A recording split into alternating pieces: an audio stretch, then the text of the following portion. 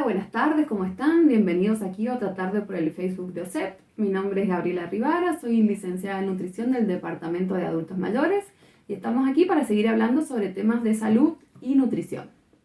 El tema que traemos hoy tiene que ver con la importancia de cuidar lo que es nuestra microbiota en la salud y cómo el estilo de vida actual la perjudica. Ya vamos a hablar un poquito más sobre lo que es microbiota, pero quiero empezar con el concepto de salud. Nosotros siempre estamos tratando de llevar a la población el concepto de que somos lo que comemos, es decir, la elección de los alimentos que hacemos, los alimentos que preparamos para nuestra familia, que consumimos, tienen un efecto en nuestro estado de salud. Por eso es muy importante saber qué estamos comiendo y cómo podemos mejorar nuestra salud a través de nuestra alimentación. Para repasar un poquito el concepto de lo que es salud, porque no es solo la ausencia de enfermedad. La salud es un estado que nos permite mantenernos en equilibrio a pesar de los frecuentes estímulos exteriores e internos que tienden a desestabilizarnos. Salud quiere decir lograr un equilibrio físico, psicosocial y espiritual. Si todo el tiempo estamos acumulando un sinfín de respuestas no saludables, cada vez que nos enfrentamos a algún obstáculo, el sistema inmune se va debilitando. Recuerden que nuestro cerebro es la matriz de un gran sistema donde se conecta una red externa con una interna.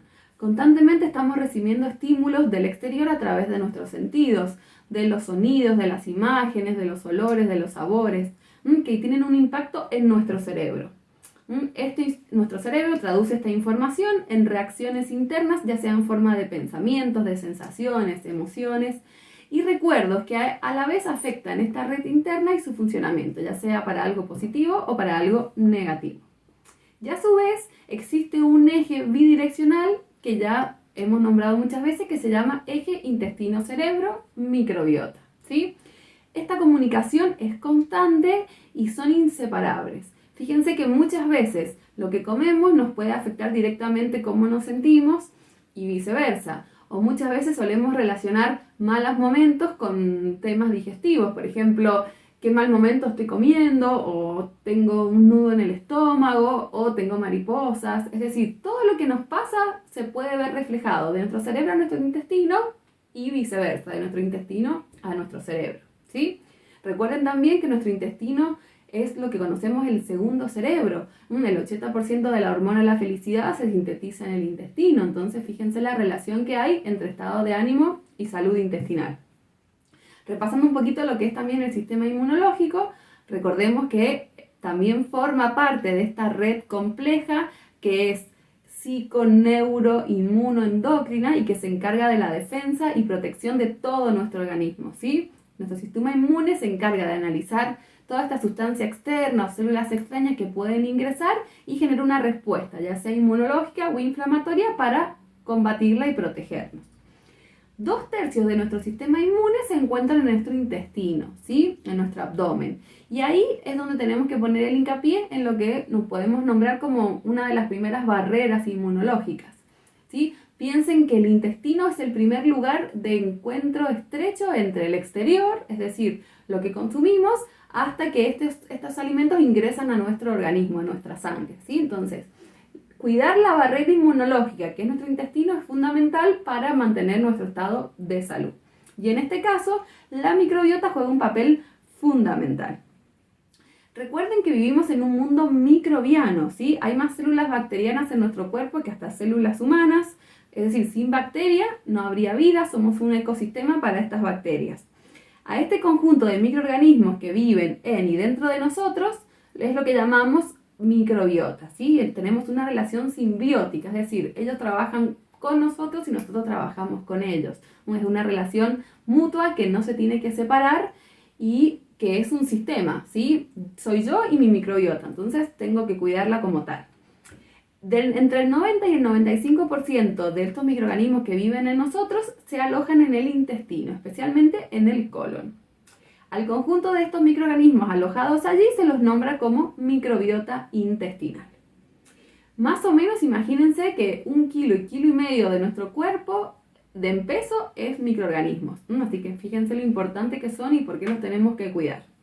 Y como la huella digital, la microbiota de cada persona es diferente, ¿sí? Muchas veces esta microbiota puede variar en relación, como estamos diciendo, al tipo de alimentación, al lugar donde vive, ¿sí? Generalmente con los nuevos hábitos modernos de mala alimentación, ultraprocesados, mucha industrialización, esta microbiota cada vez tiene peor calidad y de tal manera cada vez vemos más síntomas relacionados a estos problemas. Fíjense que cuando hablamos de lo que es salud, muchas veces el cuerpo nos está dando señales de que algo no anda bien, ¿sí? Como y me inflamo, como cierto alimento y me cae pesado, tengo acidez, tengo gastritis. Y en realidad no es que el alimento en sí me haga mal, sino que mi aparato digestivo, donde tengo que procesar esos alimentos, quizás no está en óptimas condiciones. Entonces, en esos casos estaría bueno tratar de focalizar un poquito más cuál es la raíz del problema, en vez de solo estar tratando los signos y los síntomas. Fíjense en este cuadro. Los microorganismos coevolucionaron con nosotros y delegamos en ellos muchas de nuestras funciones biológicas, de nutrición, metabólicas y protectoras. Fíjense que fuera del intestino tenemos también un ecosistema de microorganismos que ¿qué función cumplen? El de modular y reforzar nuestro sistema inmunológico, ¿sí? La respuesta inflamatoria, motivo por el cual muchas enfermedades autoinmunes tienen que ver con el estado del intestino. Tienen una influencia a nivel cerebral, hepática, renal, cutánea y de nuestro tracto gastrointestinal. Afectan nuestros lípidos circulantes y producen y modulan hormonas. Y dentro de nuestro intestino, fíjense cómo influyen estas bacterias. Influyen en el metabolismo de los alimentos ingeridos, es decir, nos ayudan a digerirlos, a metabolizarlos, a absorber ciertos nutrientes. Mejoran la motilidad y la función intestinal, el movimiento de nuestras heces por el intestino. Refuerzan la barrera mucosa del intestino, evitando la entrada de ciertos microorganismos patógenos. Y producen metabolitos importantes para la salud, como la vitamina K, la vitamina B12, neurotransmisores. ¿Sí? Fíjense lo importante que son nuestros bichitos en el intestino. Cuando tenemos ciertos trastornos en este aparato digestivo, en la motilidad intestinal, en nuestra función intestinal, se pueden aparecer ciertos síntomas y signos que a largo plazo pueden generar algún tipo de enfermedad crónica, ¿sí? Que tiene que ver con todos estos malos hábitos que estamos teniendo. Por ejemplo, disbiosis, ¿sí? Que es la alteración en los tipos y cantidades de bacterias. La permeabilidad intestinal, que es la alteración en la barrera mucosa que favorece el paso de sustancias que pueden ser problemáticas. Y el sobrecrecimiento bacteriano, el intestino delgado o SIBO, ¿sí?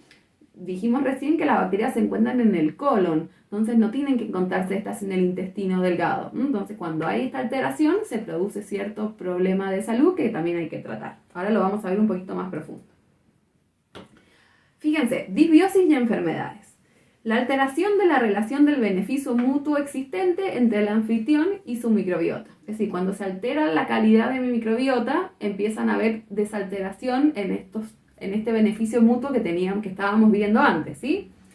La microbiota de cada población puede variar en función de su alimentación, pero esta plasticidad bacteriana nos permite volver a modificarla. Entonces, según cómo yo me alimente, es como voy a poder trabajar sobre mi microbiota. No existe una microbiota ideal, pero que haya buena diversidad, distintos tipos de bacterias, que se mantenga estable y equilibrada, es muy beneficiosa para la salud, ¿sí? Poca diversidad bacteriana puede generar algún tipo de enfermedad. ¿Cómo puede manifestarse? Porque hay una disminución de las especies bacterianas beneficiosas para la salud, o porque hay un aumento de las bacterias que causan enfermedad, o porque hay una reducción de la diversidad de estas especies bacterianas.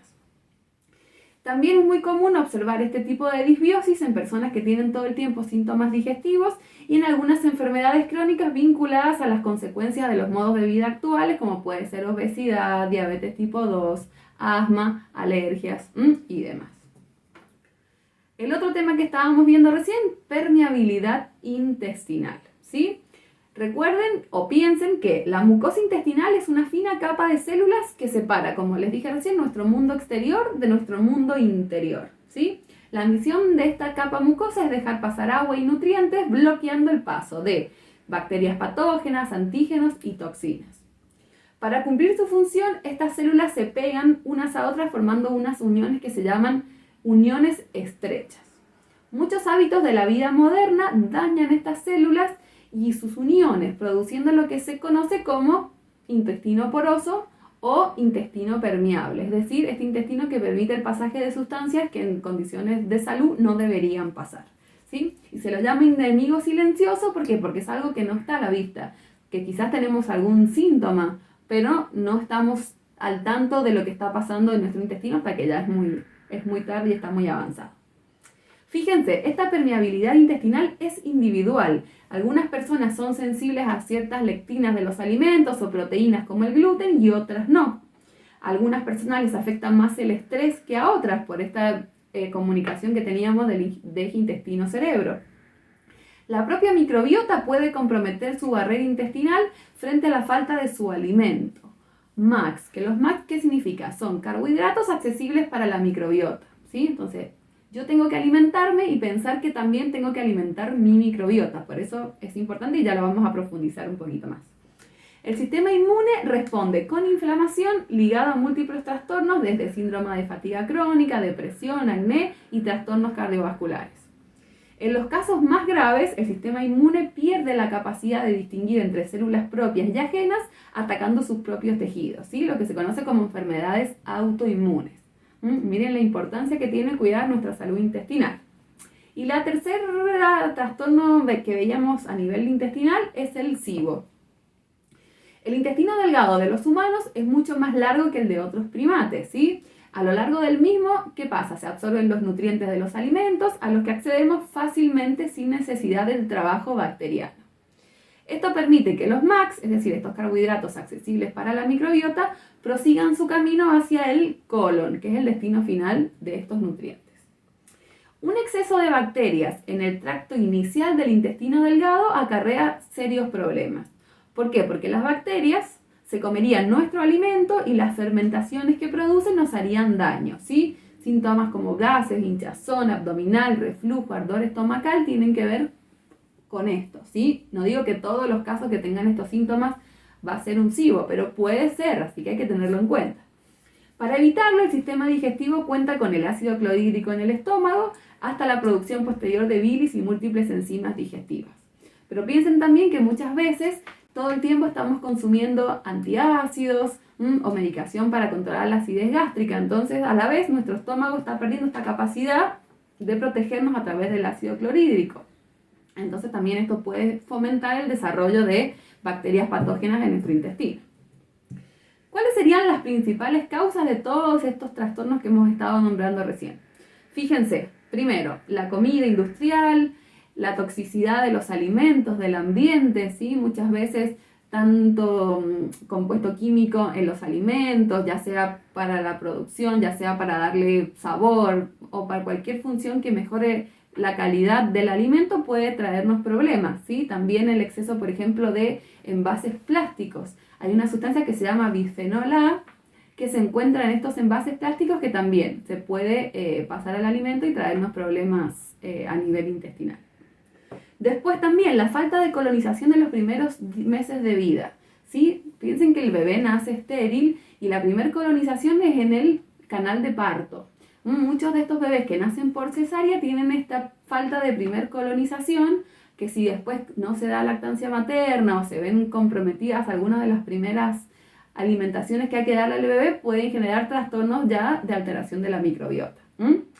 Exceso de medicación, ¿sí? El uso inmedido de antibióticos o de antiinflamatorios van dañando también nuestra mucosa intestinal. Piensen que el antibiótico mata las bacterias buenas y las malas. Entonces, después de algún tratamiento antibiótico, está bueno tener en cuenta de que tenemos que volver a mejorar nuestro ambiente intestinal para recuperar nuestra salud. El estrés, como decíamos también, esta relación intestino-cerebro y todas las cosas que nos pasan se reflejan en nuestro intestino y nuestras bacterias también sufren el estrés que estamos sufriendo, ¿sí? El estrés altera nuestros genes y el de las bacterias. Así que trabajar sobre estas causas también es una forma de empezar a mejorar nuestra salud intestinal. Como decíamos recién, la nutrición en la primera infancia determina la salud futura, ¿sí? La lactancia materna es fundamental porque tiene todos estos nutrientes y estos probióticos naturales de la leche que nos ayudan a que el bebé ya tenga una colonización bacteriana mucho más saludable. La dieta puede modificar la microbiota en cuestión de días, ¿sí? Para bien o para mal, así que eso es lo bueno. Esta plasticidad bacteriana que nombrábamos recién hace así que nada está perdido. Y las bacterias beneficiosas se nutren de las fibras prebióticas y de los probióticos modulando el sistema inmunológico. Es decir, que estos prebióticos y estos probióticos son los alimentos que van a nutrir a nuestras bacterias y los necesitamos incorporar todos los días. Ahora vamos a ver de qué se trata esto. ¿Qué tenemos que incluir en nuestra dieta para mejorar nuestra microbiota intestinal? Fíjense, por un lado, almidón resistente, fibra soluble, polifenoles, prebióticos y probióticos.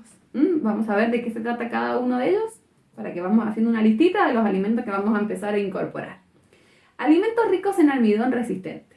El almidón resistente es el almidón que se cuenta en los alimentos, que generalmente tratamos de evitar porque son ricos en carbohidratos y demás, pero que en este caso, cuando el alimento se cocina y se deja enfriar en la heladera, mínimo 4 horas, lo ideal 24 horas, este almidón sufre un cambio químico que se llama retrogradación del almidón y cuesta un poquito más digerirlo, empieza a tener como una función más de fibra, ¿sí? Y esta fibra es esta fibra que llega a nuestro colon y alimenta nuestras bacterias. Entonces el almidón resistente, ¿dónde lo podemos encontrar? En las papas, como le digo, cocidas y enfriadas, en la pasta, en el arroz, en el camote, en las bananas que no están tan maduras, ¿sí? Entonces, a modo general, que además tiene que ver con que nos ayuda a evitar tanto aumento de peso, todos los alimentos ricos en almidón, los cocino y los dejo en la heladera hasta el otro día y tienen esta función de prebiótico. Los alimentos ricos en fibra soluble. ¿Esta fibra soluble cuál es? Es la que cuando uno la digiere absorben agua y forman geles y nos ayudan a formar nuestra materia fecal, a mejorar nuestra función intestinal, a absorber el exceso de colesterol y de grasa y a controlar un poquito nuestra digestión, ¿sí? ¿Dónde encontramos esta fibra soluble? En la avena, en las manzanas, en las ciruelas, en las semillas de lino, en los cítricos, en las zanahorias, en todo lo que tiene que ver con frutas y verduras. Otro alimento rico para nuestro intestino, los polifenoles. ¿Sí? Los polifenoles son esta parte de fitonutrientes, son estos compuestos activos que se encuentran en los alimentos de origen vegetal y que cumplen una función en nuestro organismo de brindarnos un bienestar y que a la vez mejoran nuestra microbiota. Es decir, yo consumo estos alimentos, alimento mi microbiota me ayuda a absorber los alimentos y mejorar la absorción de los nutrientes y es toda esta relación mutua que se beneficia y a largo plazo nos beneficiamos nosotros, ¿sí? ¿Dónde encuentro estos polifenoles? Lo mismo, frutas y verduras, sobre todo, por ejemplo, los que son de color rojo morado, los arándanos, las uvas, la granada, el chocolate amargo, ¿sí? No con 10 kilos de azúcar, sino el chocolate 70-80% cacao, la berenjena, la remolacha, en las legumbres, en el aceite de oliva, ¿sí? Tenemos muchas fuentes de polifenoles.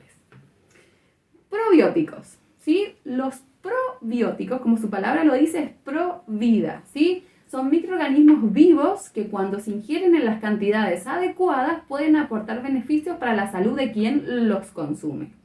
Se trata de bacterias o levaduras que están presentes en los alimentos en forma de medicamento o en forma de suplementos dietéticos. Los que se utilizan con más frecuencia, seguramente los han escuchado nombrar, son los de las especies Lactobacillus y Bifidobacterium, ¿sí? Generalmente todos los productos con yogures y productos fermentados se basan en este tipo de bacterias. ¿Dónde puedo encontrar estos probióticos? Como decíamos recién, en el yogur.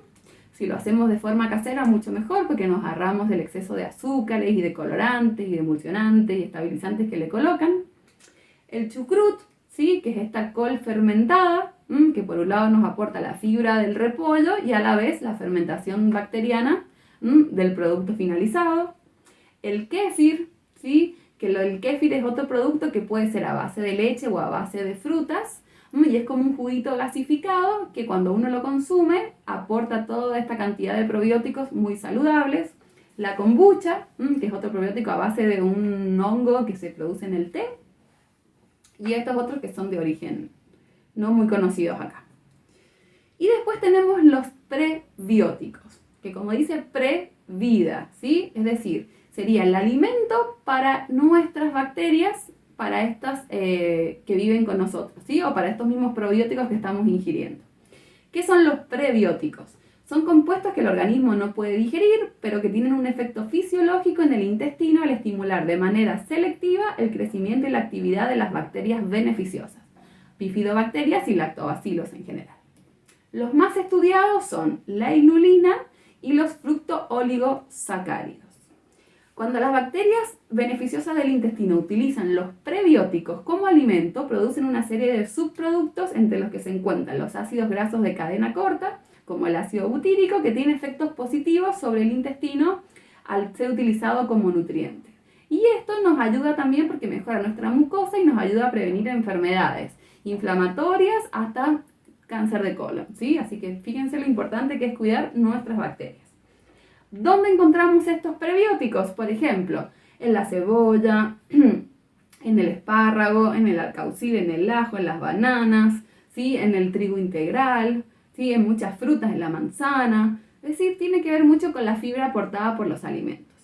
Hay ciertas situaciones donde estos alimentos quizás por un periodo es bueno evitarlos, ¿sí? Pero en líneas generales siempre estamos hablando de salud, alimentar nuestros microorganismos, alimentarnos nosotros y a la vez alimentarlos a ellos para que todos tengamos este conjunto de actividades mutuas para beneficiarnos, a largo plazo solo nos puede traer más salud, ¿sí? Así que la idea del video de hoy es que nos vayamos con la idea de que la salud de nuestro intestino es fundamental para nuestra salud en general.